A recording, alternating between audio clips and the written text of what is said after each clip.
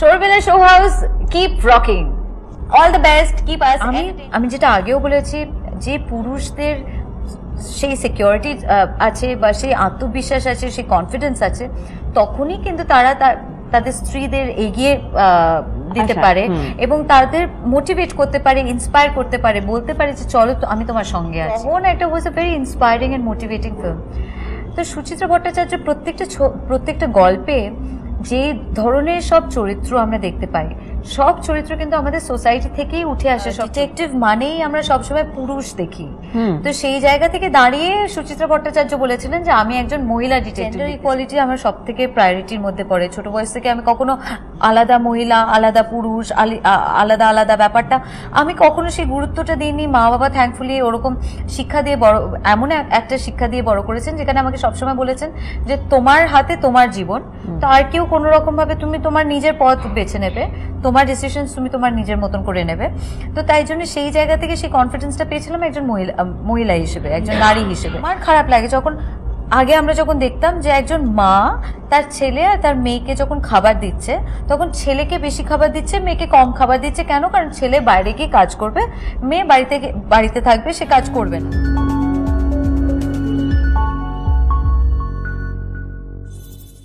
বলো কোয়েল, কেমন আছো? আমি তো দারুণ আছি, এই জন্য আরো বেশি ভালো আছি, কারণ মিতিন মাসি রিলিজ করতে চলেছে এখন 2 অক্টোবর, বেশি দিন বাকি নেই। এবং মিতিন মাসি যবে থেকে আমরা প্রথম দিন থেকে যখন শুরু করেছিলাম, মিতিন মাসি যবে থেকে অ্যানাউন্স হয়েছিল, তবে থেকেই কিন্তু অডিয়েন্স এবং সব পাঠক পাঠিকারা খুব এক্সাইটেড হয়ে গেছিল। কারণ ওরা বইয়ের পাতা থেকে প্রথম, কারণ পুজো বার্ষিকীতে ধরো সারান্ডায় শয়তান থেকে যখন প্রথম পুজো বার্ষিকীতে আসে মিতিন মাসি, এবং তারপর পরে অনেক অনেক গল্প হয়, অনেক অনেক গল্প আসে, মারণ বাতাস, বিষ, অনেক 5 মিতিন নিয়ে একসঙ্গে একটা হয়। তো তার মধ্যে কেরালা কিস্তিমাত বলো বা ছকটা সুটুকুর বলো, ফাইনালি যখন হাতে মাঝে 3টে দিন নিয়ে যখন সিনেমাটা হলো, তো তখন খুব স্বাভাবিকভাবে আই ওয়াজ ভেরি এক্সাইটেড। কারণ মিতিন মাসি একটা আইকনিক ক্যারেক্টার, একজন গোয়েন্দা চরিত্র যে বাড়ি মানে সংসার ঠিক যেভাবে দক্ষতা দিয়ে সামলায়, একই রকম ভাবে সে বাইরের কাজটাকেও একই রকম সেই দক্ষতা দিয়ে সামলায়। তো তাই জন্য আমার কাছে খুব ইম্পর্টেন্ট, যে কারণ আমি যেটা প্রথমেই তোমাকে বলেছিলাম শর্মিলা, যে প্রত্যেক মহিলাদের মধ্যে, প্রত্যেক নারীর মধ্যে আমি মিতিন মাসিকে কম বেশি খুঁজে পাই। মানে তুমি আমি সবাই কিন্তু মিতিন, আমরা সবাই গোয়েন্দা, মোটামুটি কারণ না কারণ গোয়েন্দার থেকেও ইম্পর্টেন্ট না, গোয়েন্দার থেকেও বেশি ইম্পর্টেন্ট হচ্ছে আমরা বাড়ির কাজটাকে যেরকম মন দিয়ে করি, আবার একই রকম ভাবে ক্যামেরার সামনে গিয়ে যখন আমি একজন অভিনেত্রী সত্তাটাকে আমি যখন মানে যখন ক্যামেরার সামনে দাঁড়ায়, তখন সে আর একজন, সে বাড়ির কোয়েল আর বাইরের কোয়েল কিন্তু সম্পূর্ণ আলাদা। কারণ সেই ডেডিকেশনটা আমার মনে হয় প্রত্যেকটা মহিলার মধ্যেই আছে। তারা যখন অফিসে যায়, তখন আবার বাড়িতে ফিরে এসে তার ছেলে মেয়েকে পড়ায় বা স্বামীর জন্য কি বলে রাত্রিরে রান্নাটা করে, তখন সেই স্বয়ং সম্পূর্ণ হচ্ছে একজন মহিলা, একজন মিতিন। যেটা আমি আগের দিনও তোমাকে বলছিলাম যে তোমার ওই সংলাপটা আমার খুব ভালো লেগেছে, ট্রেলারে যেটা আসছে যে মেয়ে ছেলে নয় মহিলা বলুন, ভালো থাকবেন। এই ক্ষেত্রে আবার আরেকটা কথা বলবো শর্মিলা, অনেকে হয়তো না, মানে না জেনেই হয়তো মেয়ে ছেলে বলে, হয়তো তারা জানেন না যে মেয়ে ছেলের মধ্যে বা মহিলার মধ্যে যে পার্থক্যটা, মহিলা মানে বলার সময় এক রকমের সম্মান হয়, এক রকমের শ্রদ্ধা হয়, তো সেটা মেয়ে ছেলের ক্ষেত্রে আসে না। আর প্রত্যেকটা নারীর, প্রত্যেকটা মহিলার সেই সম্মান কিন্তু তাদের জাস্টিফাইড, তাদের সবাইকে সম্মান দিতে হয়। তো সেই জায়গা থেকে দাঁড়িয়ে হয়তো অনেকেই জানেন না যে মেয়ে ছেলেটা বলা উচিত নয়। আমার মনে হয় এই সিনেমার পর থেকে হয়তো আর কেউ মেয়ে ছেলেটা বলবে না, সবাই মহিলা বলে বলবেন সবাইকে। এই যে এই কটা কথা এত বেশি জরুরি এই মুহূর্তে, আমার সেটাই মনে হয় যে এখন মেয়েদের অবস্থান বা মেয়েদের যে চেতনা, সেটা অনেক রকম ফর্মের মধ্যে দিয়ে এগোচ্ছে। তোমার কি মনে হয়? একেবারেই তাই শর্মিলা, আর আমার মনে হয় সেটা সবাইকার মধ্যে কিন্তু মিতিন হওয়ার ক্যাপাসিটিটা আছে, সবাই কিন্তু মিতিন।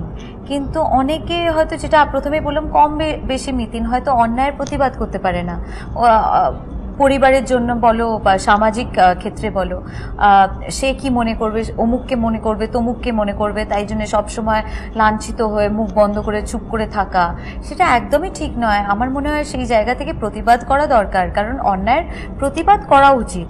তো সেখানে হচ্ছে মানে সব জায়গায় ন্যায় জিতবেই, আর ন্যায়কে জেতানোর কর্তব্য কিন্তু আমাদের সবাইকার হাতে। তো তাই জন্য সেই জায়গা থেকে, সেই দায়িত্ব থেকে আমি বলছি যে মিতিন মাসি এমন একটা চরিত্র যেখানে হচ্ছে সে কখনো অন্যায়ের মানে প্রশ্রয় দেয় না, সে সবসময় অন্যায়কে প্রতিবাদ করে এবং সবসময় ন্যায়ের জন্য দাঁড়ায় এবং সবসময় বলে যে অশুভ শক্তির সবসময় বিনাশ হবে।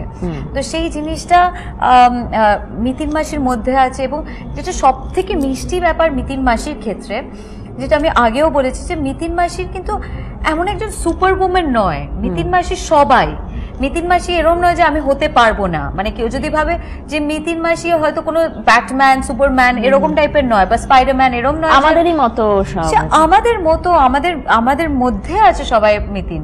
কারণ তারা গৃহিণী, তারা বাড়ির কাজ করে, বাইরের কাজ করে একই রকম ভাবে। তো তাই জন্য, আর তুমি যেটা বললে যে এরকম সোশ্যাল প্ল্যাটফর্মস বলো বা অনেক জায়গায় যেরকম মহিলারা লাঞ্ছিত হন, বা সেখানে সেই ক্ষেত্রে আমি বলবো যে মহিলাদের পাশে দাঁড়াবেন তো নিশ্চয়ই পুরুষরাও পাশে দাঁড়াবেন। যেভাবে ধরো এই সিনেমাতে পার্থ মেশো যেভাবে মিতিন মাসিকে হেল্প করেছে প্রত্যেকটা ক্ষেত্রে, পার্থ মেশোর সাহায্য ছাড়া, পার্থ মেশো সবসময় বলতো যে মিতিন আমি তোমার সঙ্গে আছি। এই সঙ্গে থাকার যে একটা এক্সট্রা মরাল সাপোর্ট যেটা থাকে, সেটা হচ্ছে সত্যি, মানে পার্থকে হয়তো আপাত দৃষ্টিতে মনে হবে যে মানে মিতিন যতটা লড়াকু পার্থ হয়তো নয়, কিন্তু পার্থ অন্য রকম ভাবে প্রতিবাদ করে, পার্থ সবসময় ওর পাশে দাঁড়ায়। তো তাই জন্য সেটা হচ্ছে তো সব থেকে বড় ব্যাপার, মানে একজন মিতিনের পাশে যদি সেই পার্থ মেশোটা থাকে, তো তাহলে তো আমার মনে হয় সোসাইটি আরো সুন্দর একটা জগৎ হয়ে উঠবে। তো তাই তো এটা একটা আইডিয়াল একটা জায়গা, মানে আইডিয়াল সোসাইটির একটা একরকমের একটা এক্সাম্পল হচ্ছে মিতিন মাসির জগৎ, যেখানে মিতিন মাসি আছে, পার্থ মেশো আছে, তার বোনঝি আছে টুপুর। এবং সুচিত্রা ভট্টাচার্য প্রথমেই যখন লিখবার সময় বলেছিলেন যে আমি একজন নারী চরিত্র সৃষ্টি করার চেষ্টা করেছি যার মধ্যে সবকিছু আছে, সবকিছু গুণ আছে। সে শিক্ষিতা, বুদ্ধিদীপ্ত একজন মহিলা, অসম্ভব মানে দৃঢ়, অসম্ভব সাহসী, স্বয়ং সম্পূর্ণ একজন মহিলা। তো সেইখান থেকে, সেই এক্সাম্পল থেকে আমার মনে হয় প্রত্যেকের মধ্যে সেই ব্যাপারটা আছে। এবং আমি যেটা আগেও বলেছি, যে পুরুষদের সেই সিকিউরিটি আছে বা সেই আত্মবিশ্বাস আছে, সেই কনফিডেন্স আছে, তখনই কিন্তু তারা তাদের স্ত্রীদের এগিয়ে দিতে পারে এবং তাদের মোটিভেট করতে পারে, ইন্সপায়ার করতে পারে, বলতে পারে যে চলো আমি তোমার সঙ্গে আছি। তো সেই একটা জায়গা থেকে আমার মনে হয় এটা আইডিয়াল একটা সোসাইটি গড়ে উঠতে পারে। বাহ, সুচিত্রা ভট্টাচার্যকে মিস করো? ডেফিনেটলি। আর দেখো, মিস করি তো ডেফিনেটলি, আমরা সবাই ভীষণ মিস করি, কারণ অসম্ভব সুন্দর সুন্দর গল্প লিখেছেন।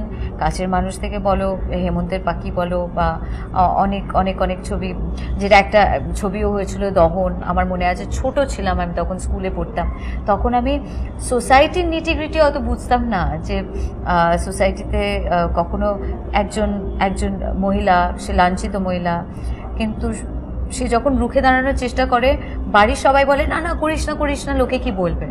তো লোকে কি বলবে বলবার জন্য এ আর করতে পারে না, কিন্তু তার একজন বান্ধবী যে জার্নালিস্ট, সে হেল্প করে। তো দহন একটা was a very inspiring and motivating film.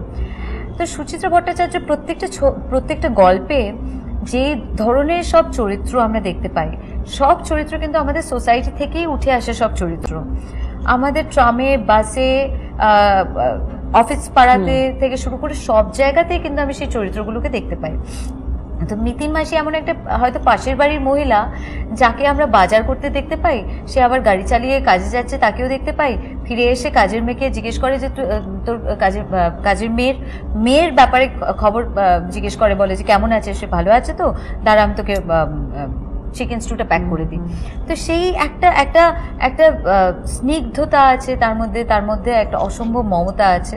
আবার অ্যাট দ্য সেম টাইম সে অন্যায়কে প্রশ্রয় দিতে পারে না, সে যুদ্ধ করে, সে লড়াই করে, সে কেস যখন নেয় সে জানে সে জিতবে, সেই নিয়েই তার অ্যাটিটিউডটা। বাহ, খুব সুন্দর করে গুছিয়ে আসলে তুমি তোমার মধ্যে যে মিতিন মাসি এখন ঘোরাফেরা করছে, হ্যাঁ সেটা বুঝতে, যদিও আমি ইন্টারভিউ নিতে এসেছি একদম সবার শেষে, ও একেবারে সবকিছু আর কি মাথায় মধ্যে ওর ঘোরাফেরা করছে এবং বারবার মিতিন মাসির ক্ষেত্রে আমি যখন প্রথমেই আমি বললাম যে মিতিন মাসির প্রিপারেশনে যেমন সবাই আমাকে জিজ্ঞেস করছে যে আমি আলাদাভাবে মিতিনকে কিভাবে প্রিপেয়ার করলাম, তো আমি শুধু এটাই বলবো যে মিতিনকে আমি আলাদাভাবে প্রিপেয়ার এই জন্যই করেছি, মানে প্রথমত সুচিত্রা ভট্টাচার্য অসম্ভব সুন্দর একটা নারী চরিত্র লিখেছেন এবং তার সঙ্গে সঙ্গে আমি আমার চারিপাশের সবাইকে আমার জগতে যাদের যাদের আমি দেখে বড় হয়েছি অসম্ভব স্ট্রং উমেন ক্যারেক্টার্স, তো তাই জন্য সেখান থেকে সেই উমেন এম্পাওয়ারমেন্ট থেকে আমার কাছে মিতিন মাসি একটা সেই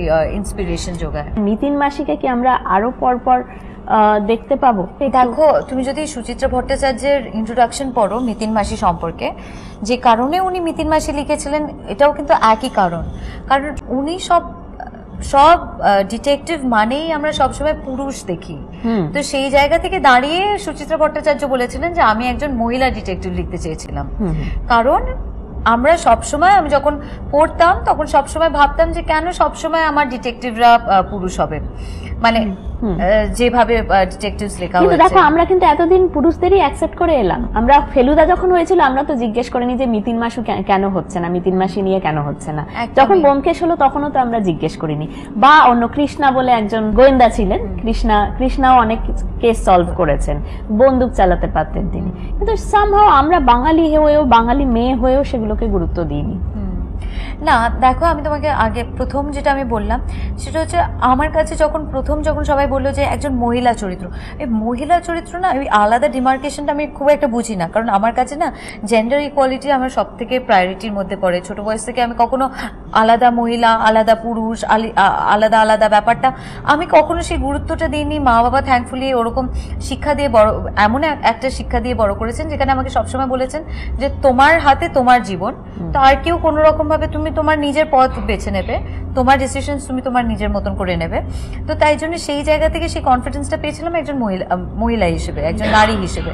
তো কখনো আমি আলাদা ডিমার্কেশনটা ফিল করিনি। তখন প্রথম যখন এই ছবিটা করবার সময় সবাই যখন জিজ্ঞেস করলেন মহিলা ডিটেকটিভ, তখন আমার মনে হলো ডিটেকটিভ হওয়ার দুটো সব থেকে ইম্পর্টেন্ট জিনিস, প্রথম হচ্ছে বুদ্ধির প্রয়োগ করা দরকার। তো বুদ্ধির তো কোনো জেন্ডার হতে পারে না, বুদ্ধি মহিলার বুদ্ধি পুরুষের বুদ্ধি সেরকম তো হতে পারে না, বুদ্ধি মানে বুদ্ধি, সেটা কেস সলভ করার বুদ্ধি।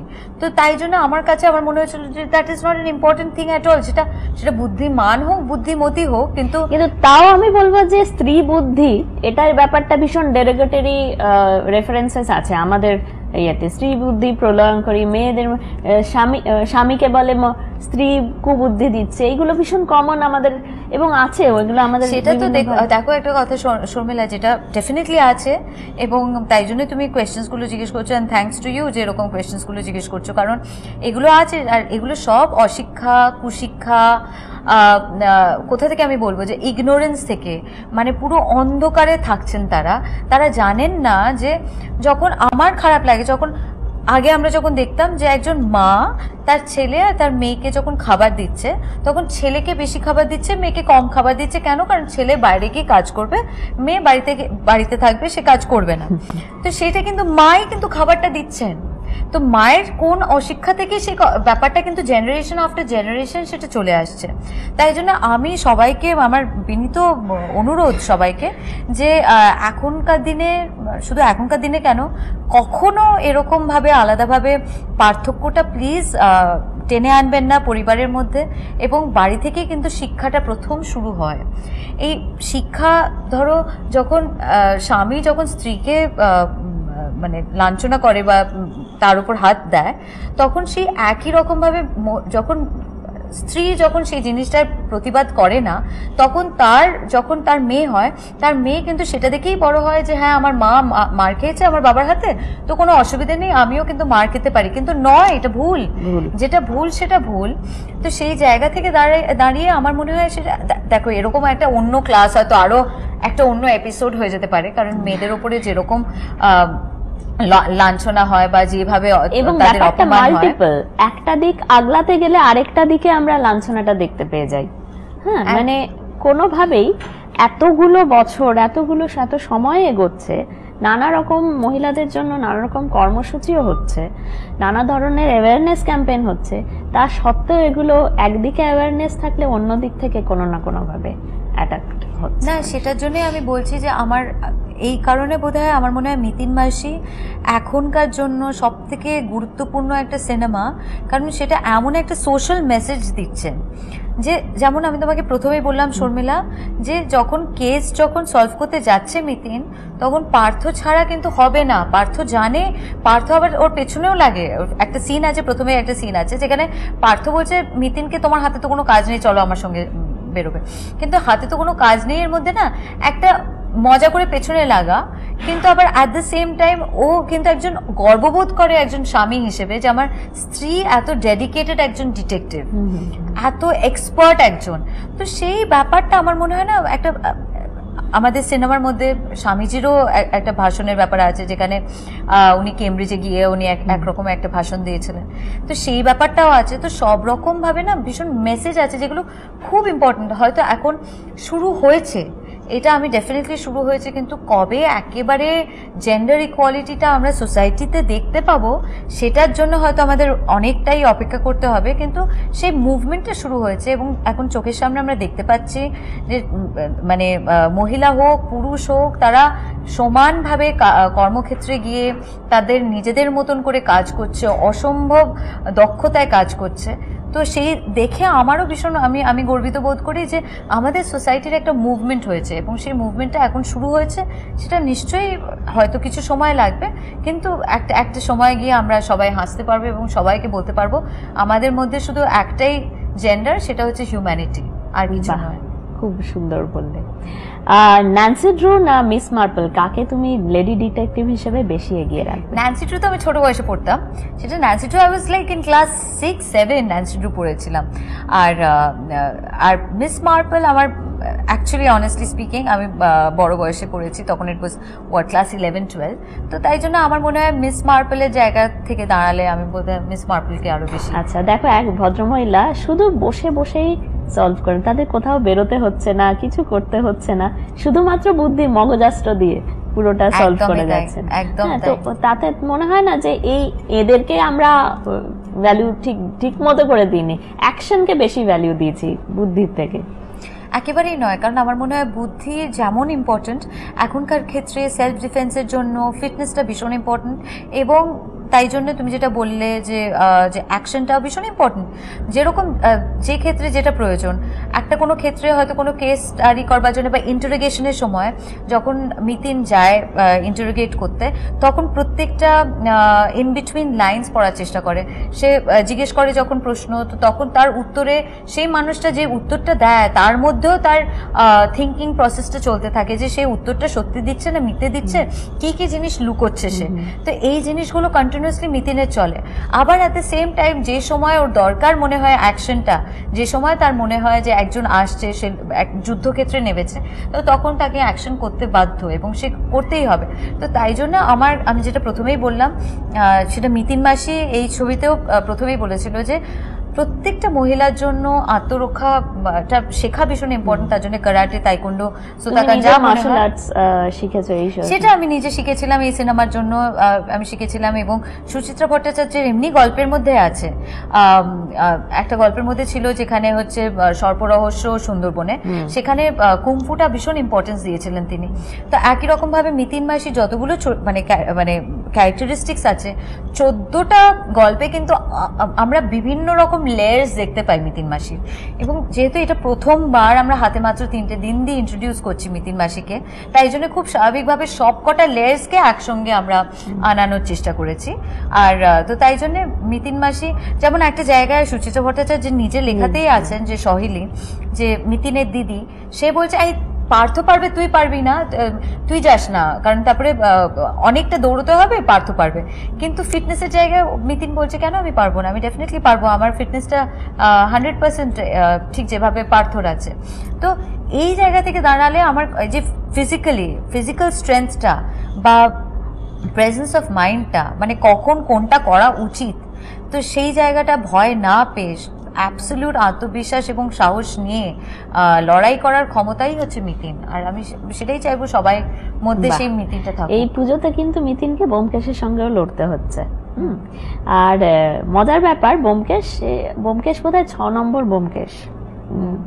তো তুমি নিজে মিতিনের চরিত্র অন্য কাউকে ছেড়ে দিতে পারবে, বা অন্য কাকে তুমি দেখতে চাও যে মিতিনের এর পরবর্তীকালে ধরো মিতিন ভীষণ ফেমাস হয়ে গেল, ধরো তারপরে অনেকে মিতিন করতে আরম্ভ করলো, তখন তুমি কাকে দেখতে চাও? না আমি আমি সবাইকেই দেখতে চাই অনেস্টলি, কারণ আমার মনে হয় না অনেস্টলি স্পিকিং, কারণ আমি প্রথমেই যেটা বললাম মিতিন এমন একটা চরিত্র যেটা আমি সবাইকার মধ্যে মিতিনকে দেখতে পাই, শুধু তোমাকে বিলিভ করতে হবে, নিজের মধ্যে সেই বিলিভটাকে আনতে হবে।